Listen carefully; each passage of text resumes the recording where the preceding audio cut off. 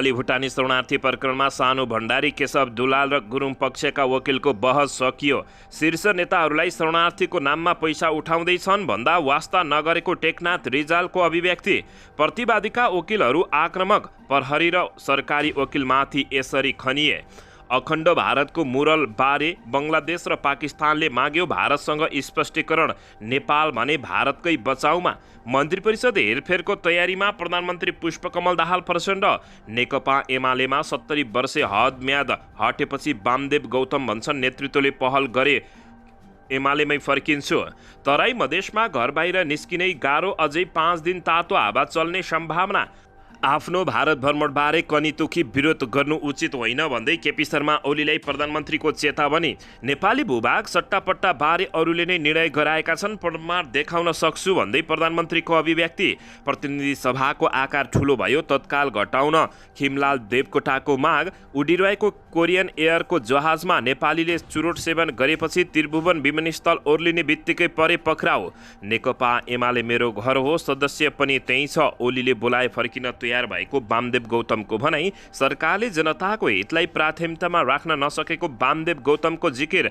केपी शर्मा ओली जस्तो विकासको मानक अरू कोही छैन, नसुन्ने भए कानको अपरेसन गर्न जानुस् भन्दै गोकुल प्रसाद बासकोटाको कटाक्ष।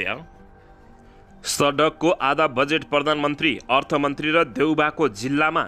कोशीमा दलीय खिचतानीले मध्यावधि चुनावको सम्भावना। कोशी प्रदेशका मुख्यमन्त्री र मन्त्रीहरूलाई राजीनामा दिन नेपाली काङ्ग्रेसले दियो दबाव र माग। मिटर ब्याजको समर्थन गर्दै साहु महाजन पनि निस्किए सडकमा। अदालतमा विचाराधीन नागरिकता विधेयक नरोकिने प्रधानमन्त्री पुष्पकमल दाहाल प्रचण्डको विश्वास।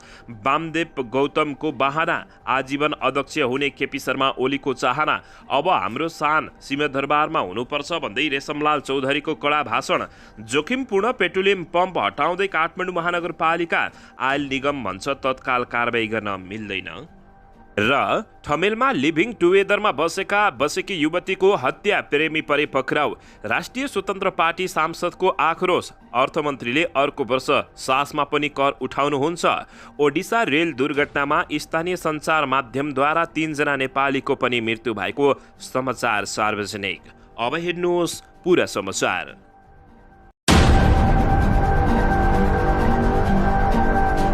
दर्शक महानुभावहरू नमस्कार। नेपाली न्युज टिभीको न्युज बुलेटिन खबरमा यहाँहरूलाई हार्दिक स्वागत छ। सदाझै आज पनि तपाईहरूमाझ देश तथा विदेशका महत्त्वपूर्ण समाचार अपडेटका साथ उपस्थित भइसकेका छौँ। दर्शक महानुभावहरू हामीलाई तपाईँहरूले कहाँदेखि हेर्दै हुनुहुन्छ नेपाल भए जिल्ला र ठाउँको नाम लेख्नुहोला। यदि विदेशमा हुनुहुन्छ भने आफू रहेको देशको नाम पनि लेख्न नभुल्नुहोला र हाम्रो च्यानल नेपाली न्युज टिभीलाई अहिलेसम्म पनि सब्सक्राइब गर्नुभएको छैन भने सब्सक्राइब गर्नुहोला, साथै सँगै रहेको बेल आइकनलाई दबाउन पनि नभुल्नुहोला। आउनुहोस् दर्शक महानुभावहरू आजको पहिलो तथा विशेष खबरतर्फ लागौं। दर्शकबिन नक्कली भुटानी शरणार्थी प्रकरणमा 3 जना प्रतिवादीका वकिलहरूले बहस सकेका छन्। प्रतिवादीहरूको तर्फबाट बुधबार सुरु भएको बहसमा 3 जना प्रतिवादीहरूका वकिलहरूले काठमाडौँ जिल्ला अदालतका न्यायाधीश प्रेमप्रसाद नेउपानेको इजलासमा बहस गरेका हुन्। प्रकरणका चर्चित प्रतिवादी सानु भण्डारी, केशव दुलाल र टेकबहादुर गुरुङका वकिलहरूले प्रतिरक्षा बहस गरेका हुन्। नक्कली भुटानी शरणार्थी प्रकरणमा जिल्ला सरकारी वकिल कार्यालयले पूर्व उपप्रधानमन्त्री टोपबहादुर रायमाझी, पूर्व गृहमन्त्री बालकृष्ण खाँड र सचिव टेकनारायण पाण्डे सहित 30 जना विरुद्ध संगठित अपराध ठगी सहित 4 वटा अभियोगमा मुद्दा दायर गरेको छ, जसमध्ये 18 जना प्रतिवादीहरू पक्राउ परेका छन् भने बाँकी फरार रहेको जानकारी प्राप्त भएको छ। शीर्ष नेताहरूलाई शरणार्थीको नाममा पैसा उठाउँदै छन् भन्दा वास्ता नगरेको टेकनाथ रिजालले बताएका छन्। नक्कली भुटानी शरणार्थी प्रकरण पक्राउ परेका भुटानी अधिकारवादी नेता टेकनाथ रिजालले आफूले यो प्रकरण बाहिर आउनुभन्दा पहिल्यै उच्च सरकारी तहमा भएको बदमाशीबारे जानकारी गराएको बताएका छन्। नेपाली काङ्ग्रेस, नेकपा एमाले र माओवादी केन्द्रका शीर्ष नेताहरूलाई भेटेर भुटानी शरणार्थीका नाममा रकम उठाउने काम भएको भनेर जानकारी गराउँदा कसैले गम्भीरतापूर्वक नलिएको उनले बताएका छन्।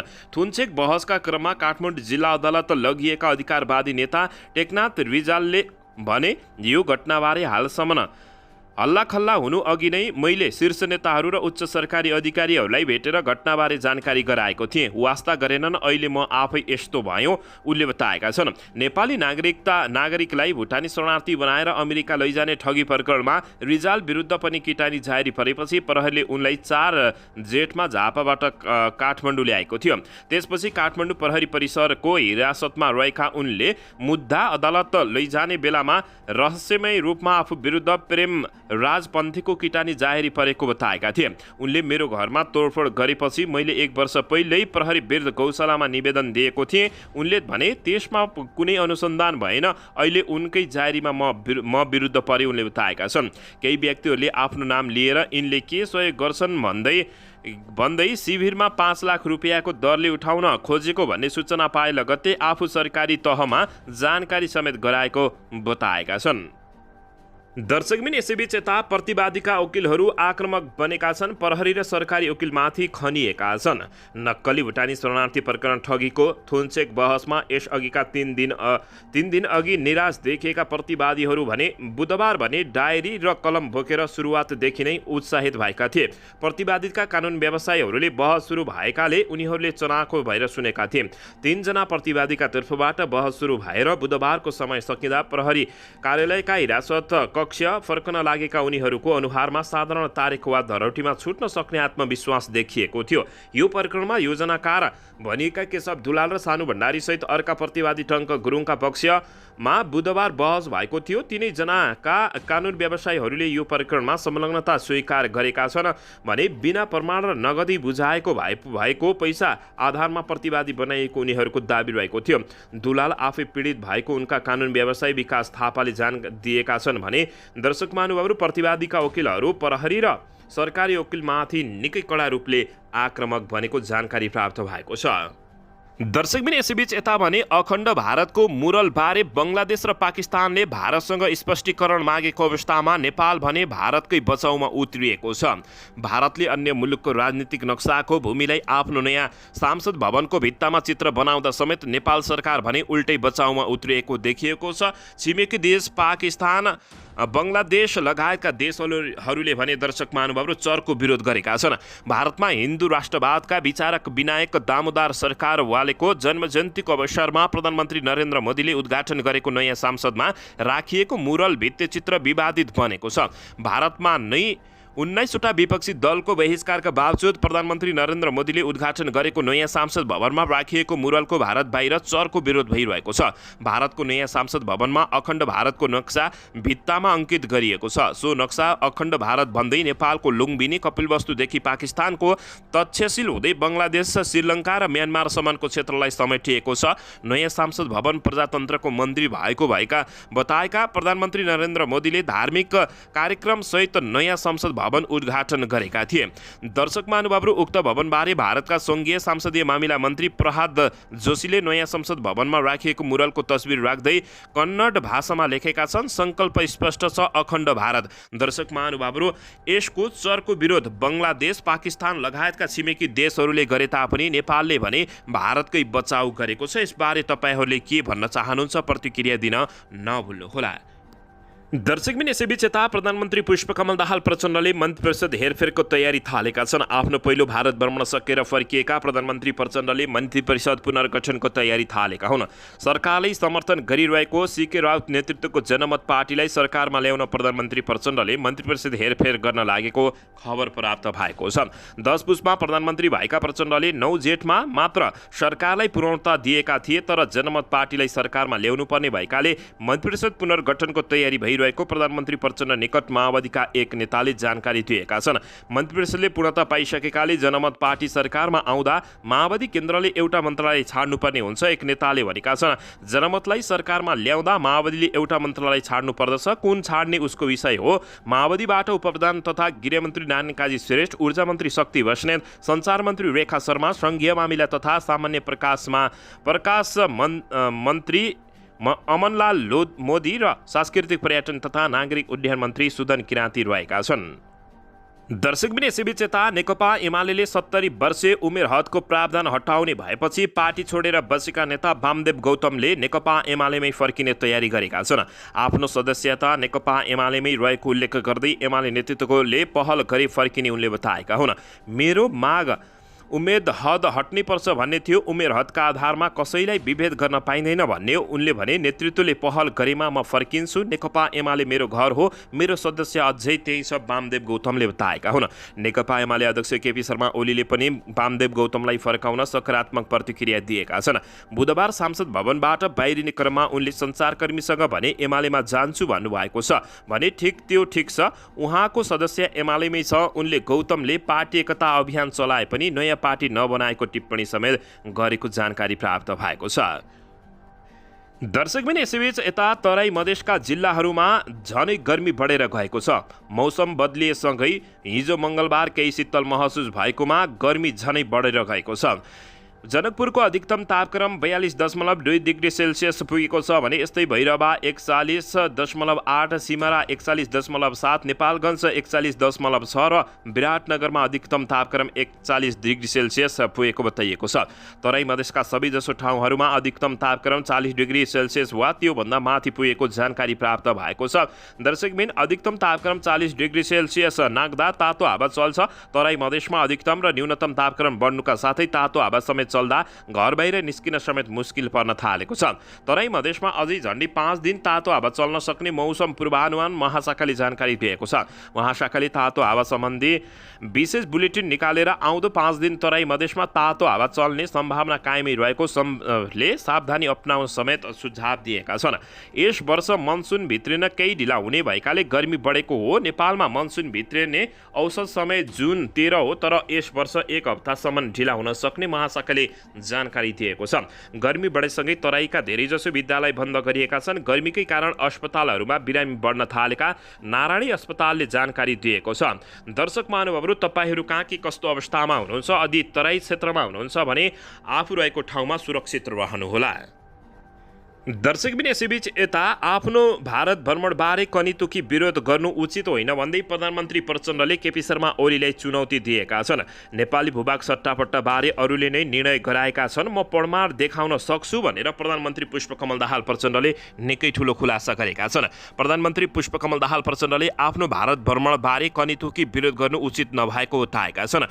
हुन बाँकी सहमतिलाई पनि बिगार्ने र नेपाललाई नै कमजोर बनाउने गरी आफ्नो भारत भ्रमणको सकी नसकी विरोध गर्ने तरिका उचित नभएको प्रधानमन्त्री पुष्पकमल दाहाल प्रचण्डको तर्क रहेको छ। बुधबार राष्ट्रिय सभा बैठकमा सांसदहरूले राखेका जिज्ञासाको जवाब दिने क्रममा उनले आफूले भारतसँग गरेका सहमतिका लागि राष्ट्रिय एकता प्रदर्शन गर्न पनि सबै पार्टीलाई आग्रह गरेका छन्। प्रधानमन्त्री पुष्पकमल दाहाल प्रचण्डले आफूले भारतीय पक्षसँग कालापानी क्षेत्र साट्ने प्रस्ताव नगरेको पनि दोहोऱ्याएका छन्। बरु बङ्गलादेश जाने बाटोको विकल्पबारे पनि नेपालका केही बुद्धिजीवीहरूले छलफलमा ल्याएको कुरा आफूले नेपाली पत्रकारहरूसँगको कुराकानीमा गरेको उनले स्पष्टीकरण दिएका छन्। प्रधानमन्त्री दाहालले भारतीय प्रधानमन्त्री नरेन्द्र मोदीले पहिलो पटक दुई मुलुक बीचको सीमा समस्या समाधान गर्ने भनेर दिएको सार्वजनिक अभिव्यक्ति नेपालको लागि ठूलो कुरा भएको बताएका छन्। उनले आफूले भारत भ्रमणको क्रममा मुलुकको समृद्धिका लागि नयाँ ढोका खोलेको दाबी समेत गरेको जानकारी प्राप्त भएको छ। दर्शकबिन यसैबीच यता सांसद खिमलाल देवकोटाले प्रतिनिधि सभाको आकार ठूलो भएकाले त्यसलाई घटाउनु पर्ने बताएका छन्। राष्ट्रिय सभाको हिजोको बैठकमा आगामी आर्थिक वर्षको बजेटमाथिको धारणा राख्दै उनले प्रतिनिधि सभाको आकार घटाउनका लागि संविधान संशोधनको प्रस्ताव तयार ल्याउन आग्रह गरेका छन्। उनले आगामी आर्थिक वर्षको बजेट केन्द्रीकृत सोच र मानसिकताबाट पछाडि हट्न नसकेको बताएका छन्।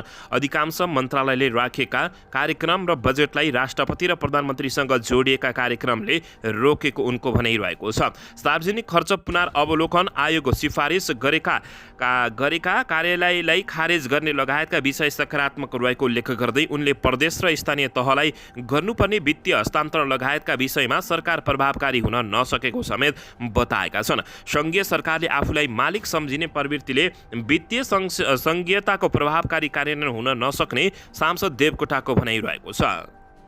दर्शकबिन यसैबीच आउनुहोस् अर्को समाचारतर्फ लागौँ। सडकको आधा बजेट प्रधानमन्त्री पुष्पकमल दाहाल प्रचण्ड, अर्थमन्त्री प्रकाश शरण महत र पूर्व प्रधानमन्त्री शेरबहादुर देउवाको जिल्लामा गएको खुलासा भएको छ।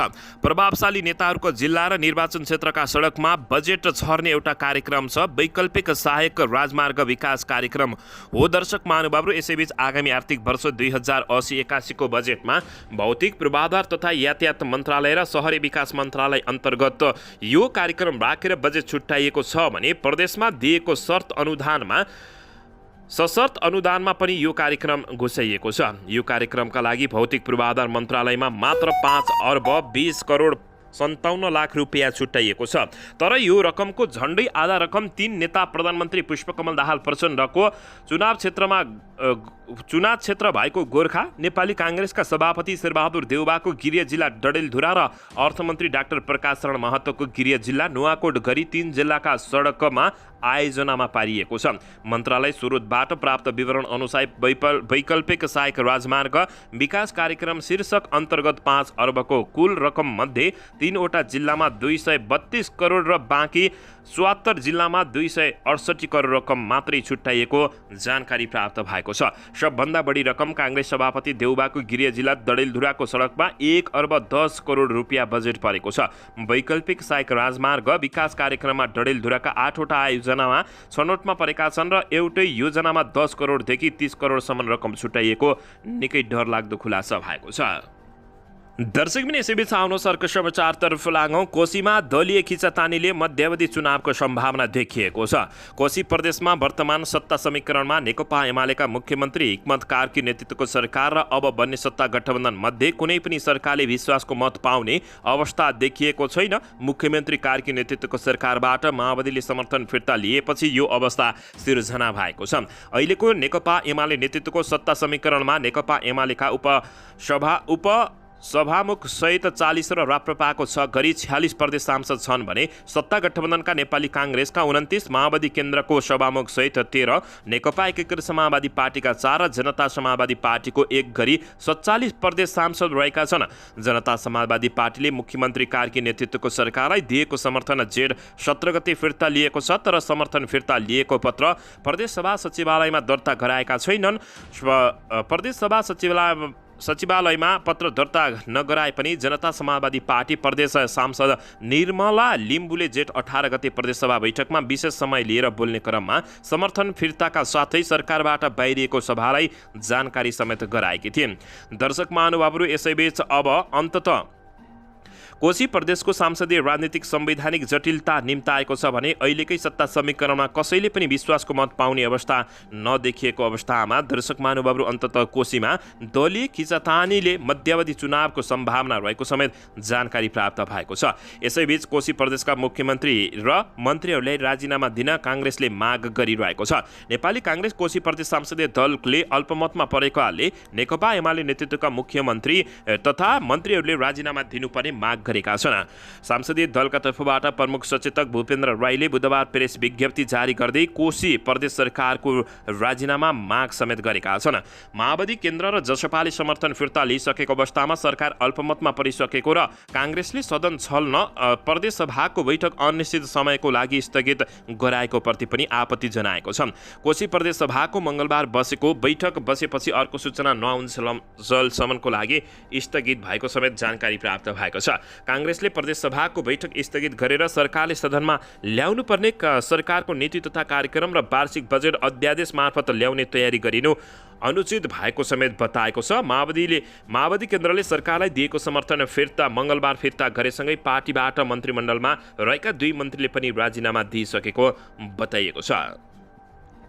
दर्शकबिन, यसैबीच यता मिटर ब्याजको समर्थन गर्दै साहु महाजन पनि सडकमा निस्किएका छन्।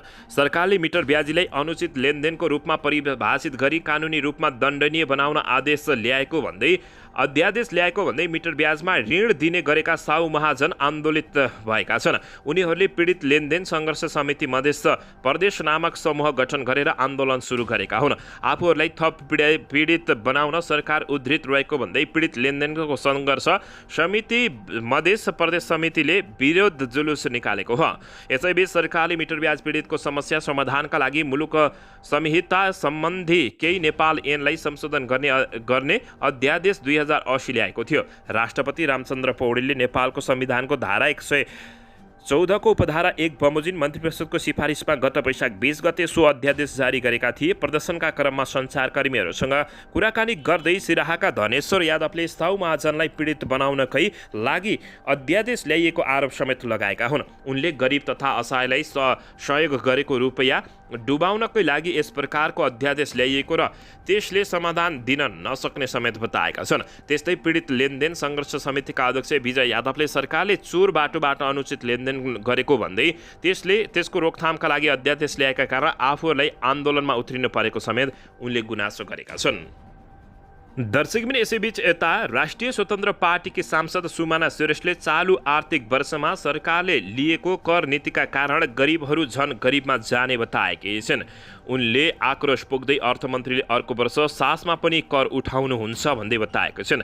आर्थिक वर्ष 2080-81 को बजेट वक्तव्यमाथि प्रतिनिधि सभामा भएको छलफलमा भाग लिँदै सांसद सुमाना श्रेष्ठले आलु र प्याज जस्ता दैनिक उपभोग्य वस्तुमा मूल्य अभिवृद्धि कर भ्याट लिने सरकारको नीतिले गरिबलाई झन गरिब बनाउने बताएका छन्।